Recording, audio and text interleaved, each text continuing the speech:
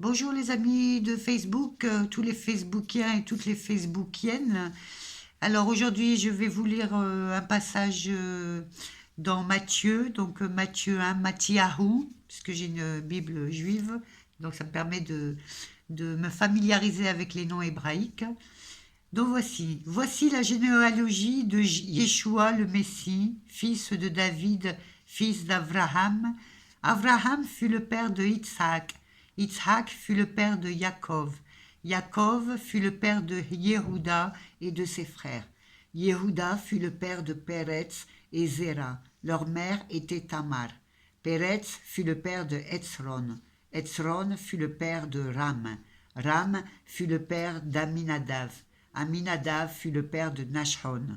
Nashon fut le père de Salmon. Salmon fut le père de Boz.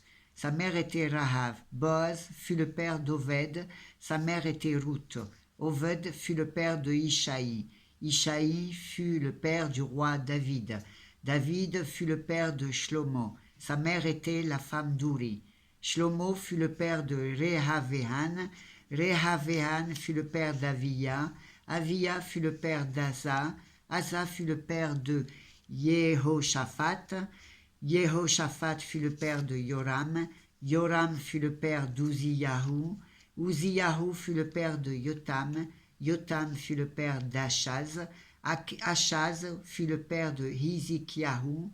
Hitzkiyahu. Hitzkiyahu fut le père de Ménaché. Ménaché fut le père d'Amon. Amon fut le père d'Oshiyahu. Oshiyahu fut le père de Yekaniyahu et de ses frères à l'époque où ils furent exilés à Babylone. Donc voilà, ce n'est pas terminé. Après l'exil à Babylone, Yekaniyahu fut le père de Shaltiel. Shaltiel fut le père de Zerubbabel. Zerubbabel fut le père d'Avishud. Avishud fut le père d'Eliakim. Eliakim fut le père d'Azur. Azur fut le père de Tsadok. Tsadok fut le père de Yakin. Yakin fut le père d'Élihoud. Élihoud fut le père d'Éléazar. Éléazar fut le père de Matan. Matan fut le père de Yaakov. Yaakov fut le père de Yosef, le mari de Myriam, de laquelle est né Yeshua, que l'on appelle le Messie. Ça bouge. Ainsi, il y eut donc 14 générations d'Abraham à David, 14 générations de David jusqu'à l'exil à Babylone et 14 générations de l'exil à Babylone jusqu'au Messie. Voici comment arriva la naissance de Yeshua lorsque Myriam, sa mère, fut fiancée à Yosef.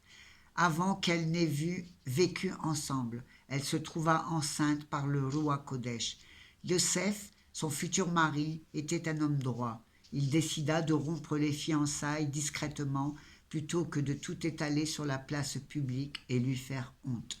Mais alors qu'il pensait à ces choses, un ange d'Adonai lui apparut dans un rêve et lui dit « Yosef, fils de David, ne crains pas de prendre chez toi Myriam comme épouse, car ce qui a été conçu en elle est du roi Kodesh, le Saint-Esprit. Elle mettra au monde un fils et tu l'appelleras Yeshua, ce qui signifie Adonai sauve, car il sauvera son peuple de ses péchés. Tout cela arriva afin que s'accomplisse ce qu'Adonai avait dit par le prophète. La Vierge concevra et mettra au monde un fils, et ils l'appelleront Emmanuel. Ce nom signifie Dieu est avec nous, etc. Lorsque Yosef se réveilla, il fit tout ce que l'ange d'Adonai lui avait demandé de faire. Il prit Myriam chez lui pour qu'elle devienne sa femme, mais il n'eut aucune relation sexuelle avec elle jusqu'à ce qu'elle ait mis au monde un fils auquel il donna le nom de Yeshua. Béni soit l'Éternel pour sa parole. Donc voilà, le nom de Jésus signifie Dieu sauve pour ceux qui ne le savent pas. Donc le nom de Emmanuel, on a déjà entendu ce nom Emmanuel, donc ce qui veut dire toujours, ce qui veut dire Dieu est avec nous. Donc voilà, pour toutes les personnes qui ne connaissent pas, qui n'ont pas l'habitude de prier Dieu au nom de Jésus, Et sachez que dans le nom de Jésus, il y a le Dieu sauve, Dieu est avec nous.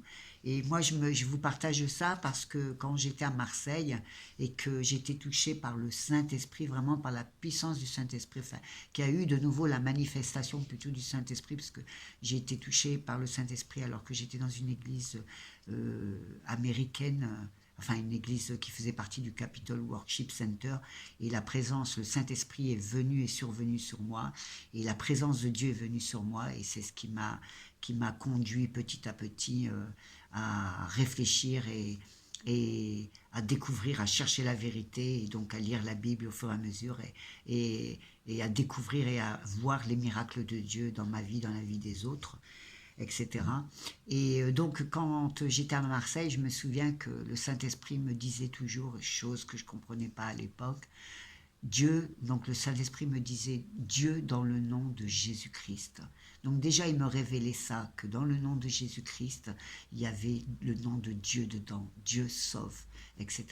Donc pour toutes ces personnes qui n'ont pas l'habitude de prier au nom de Jésus, qui connaissent Dieu et qui prient Dieu, ou bien qui vont aller prier Sainte Marie ou Saint Antoine de Padoue, ou bien la Vierge Marie, la maman de Jésus, ou Sainte Thérèse de Lisieux, ou quel que soit tous les autres saints que on connaît de l'histoire.